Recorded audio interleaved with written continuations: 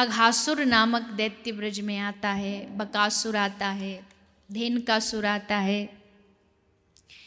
संत कहते हैं जब हम भक्ति के राज्य में जाते हैं, जैसे भगवान वन में गए, वृंदावन, तो वन में गए तो उनको ये 3 दैत्य मिले। वैसे ही भक्ति के वन में जब भक्त जाता है तो ये 3 दैत्य हमें सामने खड़े हुए मिलते हैं। ये दैत्य कौन से हैं? पहला है वत्सासुर। वत्सासुर जो है ये अज्ञान का सूचक है। जब हम भक्ति राज्य में जाते हैं तो उसमें अज्ञान का निवारण होना बहुत आवश्यक है। अज्ञानी व्यक्ति भजन नहीं कर सकता है। जब हम अपने गुरु की वंदना करते हैं तो उस वंदना में यही कहते हैं, अज्ञानतिमिरांधस्य ज्ञानंजन शलाकया। अज्ञान रूपी अंधकार को नाश करता है गुरु, सद्गुरु।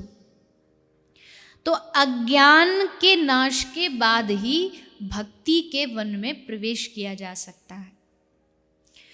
दूसरा बकासुर, बगुला। बगुला जो होता है ये दंभ का प्रतीक है, माने ये दिखावे का प्रतीक है। भक्ति के वन में जाने के लिए दंभ को छोड़ना होगा, दिखावे को छोड़ना होगा।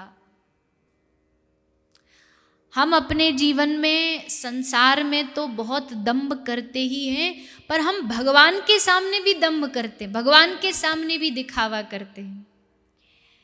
भगवान के सामने अपने आप को बड़ा भोला सिद्ध करते हैं कि प्रभु हम तो अज्ञानी हैं, कुछ जानते नहीं हैं, बड़े भक्त हैं हम, लेकिन हमारा मन जानता हम कितने बड़े भक्त हैं।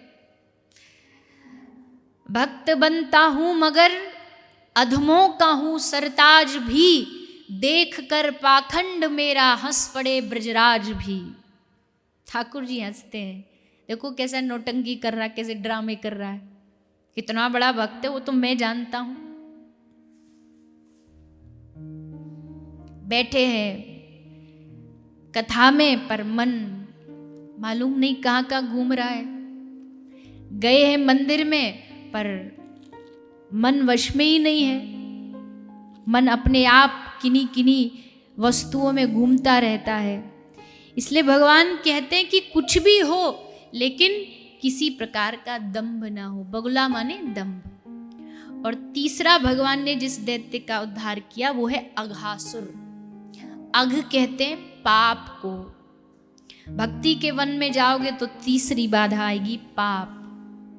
इस पाप से बचने का प्रयास करें, अपराध से बचने का प्रयास करें। कई लोग कहते हैं जी हम माला तो बहुत करते हैं, भजन तो बहुत करते हैं, पर परिणाम नहीं आता। उसके 2 कारण हो सकते हैं। पहला कारण तो ये, आपको लग रहा है कि आप माला कर रहे हो पर असल में आप उतना कर नहीं रहे हो। इनपुट पूरा होगा तभी तो आउटपुट आएगा, पहला कारण ये। दूसरा, अगर आपको लगता है नहीं हम तो सचमुच कर रहे हैं फिर भी कुछ नहीं हो रहा, इसका मतलब भजन के साथ साथ आपसे कोई अपराध बन रहा है। वो अपराध भक्ति को खत्म करता जा रहा है। जैसे आंधा बाटे जेवरी पीछे बाछा खाए, अंधा कहानी आती है ना, अंधा जेवरी बढ़ता जा रहा है, पीछे पीछे खत्म होती जा रही है। अब अंधा दिखाई दे नहीं रहा, क्यों? पीछे बाछा खाए, एक बछड़ा है वो उसको खा खा के उसको पूरा खराब कर रहा है। ठीक वैसी आगे से भजन तो हो रहा है पर पीछे से अपराध भी हो रहे हैं, पाप भी हो रहा है, जिसके कारण भजन नष्ट हो रहा है। इसलिए ध्यान रखें, पाप से, अपराध से बचोगे तभी भक्ति के वन में प्रवेश कर सकते हैं।